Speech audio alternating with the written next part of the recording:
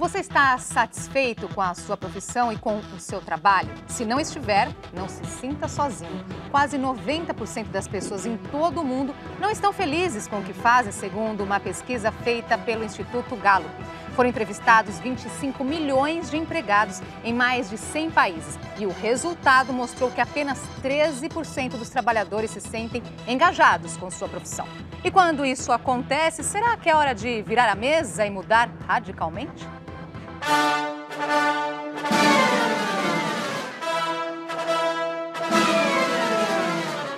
Ele arranca risadas, improvisa, diverte e se diverte.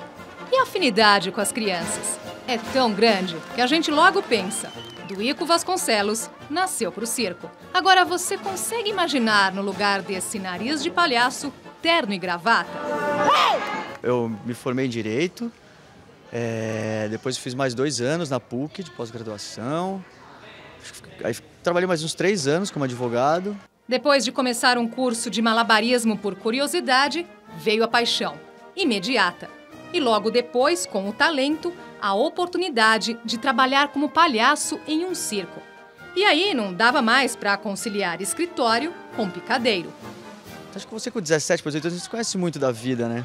Então você termina escolhendo aquela coisa, o médico, o advogado, o engenheiro, né? Depende, você vai caindo mais no geral. Fui fazer direito, gostei, comecei a fazer, mas aí a arte me pegou, né? Aí quando a arte pega, difícil de soltar. O mais difícil foi explicar a decisão para a família. Tem uma frase que eu falo, minha família, eles não entendem, mas aceitam, né? Hoje em dia, no começo foi muito, eles achavam que era brincadeira, achavam que era uma brincadeira, que era loucura, era coisa de moleque. Hoje eles me veem feliz, me veem tranquilo, então tá tudo certo, mas prefeririam provavelmente que eu fosse advogado e não palhaço, né? Deve ser mais legal falar que seu filho é advogado do que seu filho é palhaço, né? Determinação que valeu a pena. Já são 15 anos como palhaço. O dinheiro da profissão escolhida dá para pagar as contas com tranquilidade. Mas além da questão financeira, ter encarado a mudança trouxe outra recompensa. Para mim, eu acho que é ter esse olhar de palhaço e principalmente trabalhar com o que eu gosto, com o que eu amo fazer. Amo mesmo.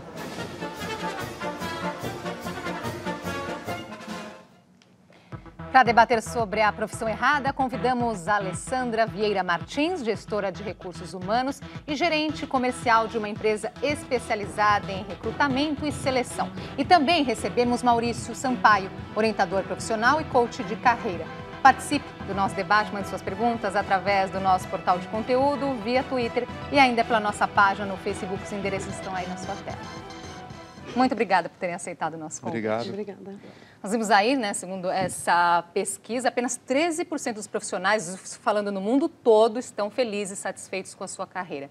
E os brasileiros, né, quando pensamos aqui no nosso país? Os nossos profissionais estão satisfeitos, Alessandra?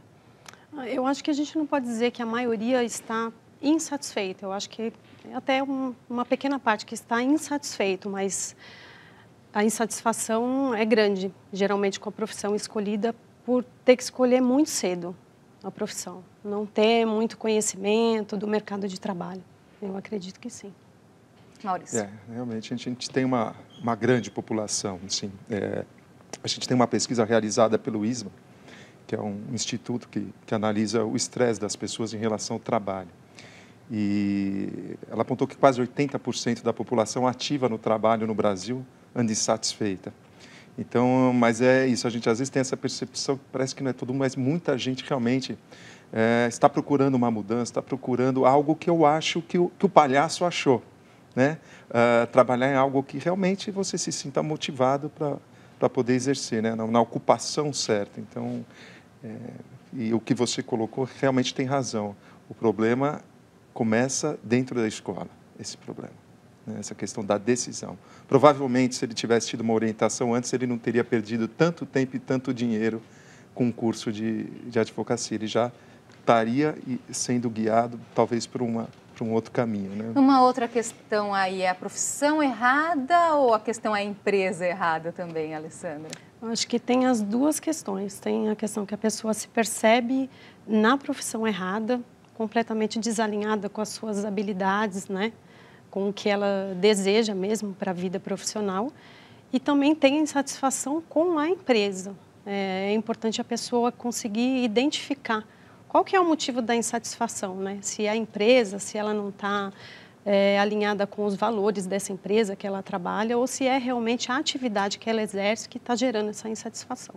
É uma complicação isso, né? Você deve sentir bastante isso na pele, né? Como prestador de serviços para grandes empresas, e você deve sentir que, em função disso, a gente tem um turnover, né? Um entra e sai de mão de obra muito grande, né? Talvez essa acho que seja a preocupação dos próximos 10, 15 anos, seja essa questão da escassez dessa mão de obra, que falam que a falta de mão de obra qualificada, mas não necessariamente significa a desqualificação. Significa que a gente está tendo pessoas, assim como você bem colocou, de perfis ou interesses ou motivações erradas nos lugares errados, né? A gente não está conseguindo fazer essa engenharia de função, não com percepção só na profissão, né? Ah, ele se formou direito, então ele vai trabalhar aqui. Não.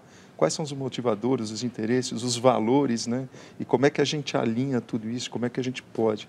E é um trabalho que deve ser feito com o indivíduo e deve ser feito com a empresa. Então, a empresa tem que investir nesse sentido de fazer esse trabalho, e aí que é a questão da prestação de serviço de vocês, e a questão que as pessoas precisam também procurar entender o seu papel nesse mundo para entender o papel no mundo, né? O que o Duíco fez ali, a gente vê no caso dele, ele largou direito, honesto. Foi para o circo, foi bem... Ele foi honesto com os pais, com os familiares, né? Ele foi honesto com ele e foi honesto com o setor circo, porque ele poderia estar ali chateado, produzindo muito pouco, que é o que acontece nas empresas. Às vezes a empresa contrata errado, a pessoa entra porque ela tem um certo compromisso familiar, ou talvez um compromisso financeiro, ou talvez um compromisso de status, mas chega uma hora que o elástico não aguenta, né? Ele quebra de tanto esticar, e a pessoa aí fala, aí quero mudar de qualquer jeito. Aí vem aquelas mudanças bruscas, né? Bruscas, radicais, como no caso dele, vem a questão de enfrentar a família, como ele comentou aí, que chamou muita atenção, que ele colocou, para os meus pais é muito melhor dizer eu tenho um filho advogado Sim. do que um filho palhaço.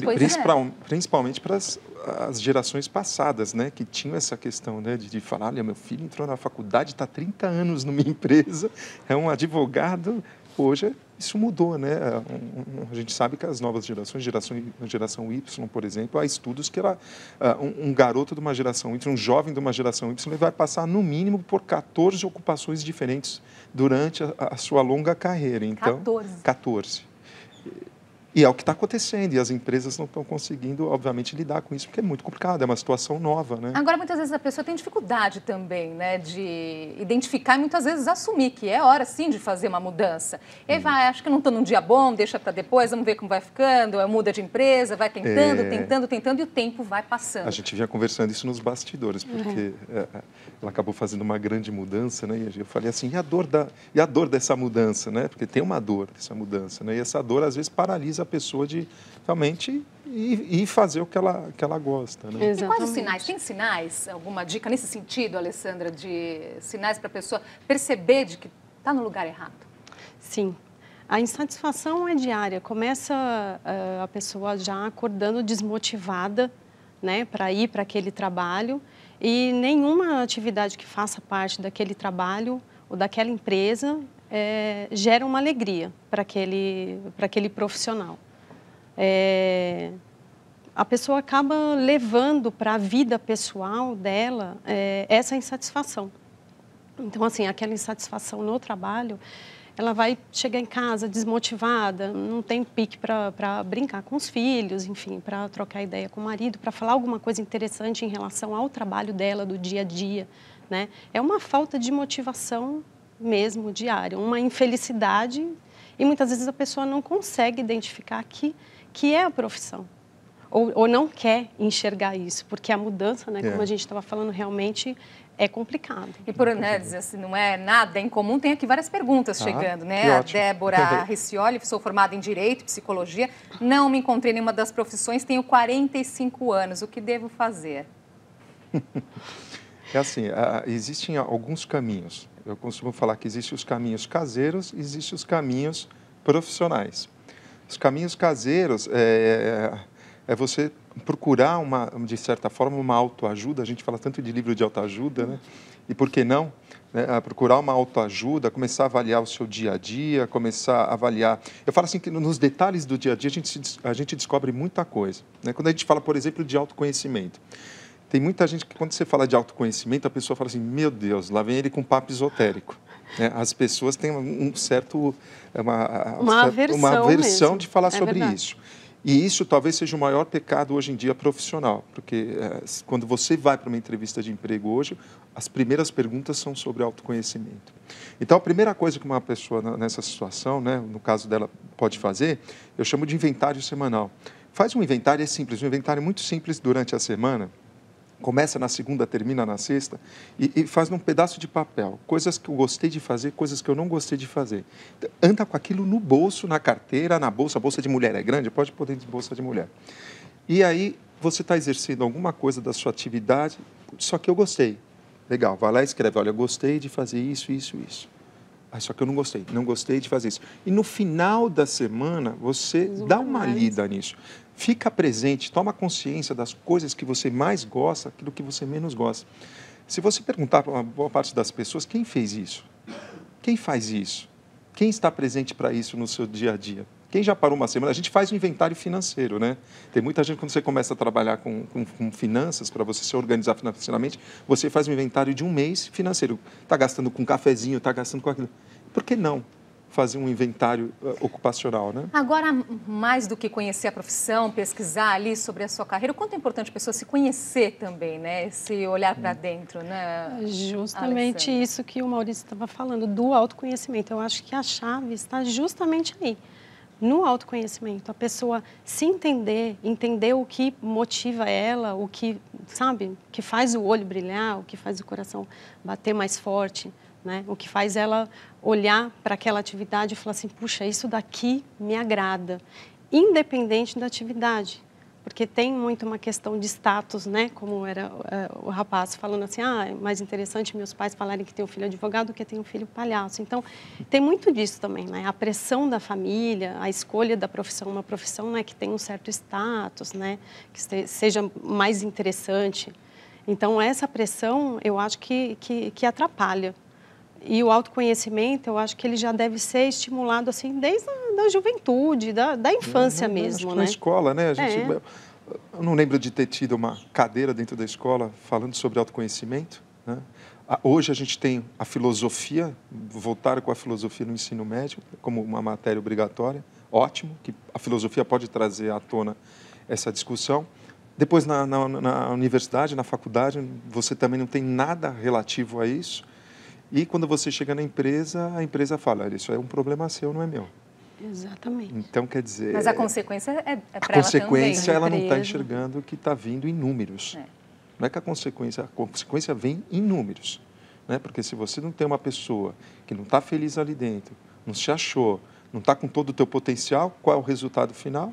Vai produzir menos. Vai produzir menos. Então, é um olhar que todos têm que estar presentes. Agora, quanto mais tarde a pessoa se dá conta disso, maior é o baque, Maurício, no sentido de ter o peso da idade também? Por alguns motivos. Um grande motivo é a própria crença que a pessoa carrega em questão à idade dela. Ela fala assim, nossa, agora eu já estou numa idade que eu não vou arrumar mais nada. Né? Então, acho que esse é um baque, essa é uma pressão que eu escuto bastante das pessoas. Maurício, será que dá para eu arrumar alguma coisa para fazer? Eu estou agora com 40 e poucos anos, com 50 e poucos anos.